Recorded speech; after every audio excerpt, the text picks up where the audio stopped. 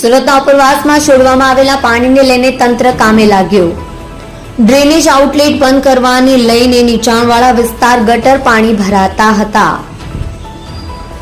રાંદેર વિસ્તારમાં મનપા અને ફાયર વિભાગ દ્વારા 4 જેટલા પંપ મૂકીને પાણીનો કરવામાં આવી રહ્યો છે નિકાલ।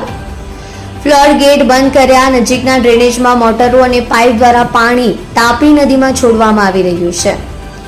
આ કામગીરીને લઈને ડ્રેનેજ અને વરસાદ પાણી શહેર નીચાણવાળા વિસ્તારમાં ન ભરાય તે માટે છેલ્લા 24 કલાકમાં અલગ અલગ જગ્યાએ આ કામગીરી કરવામાં આવી રહી છે।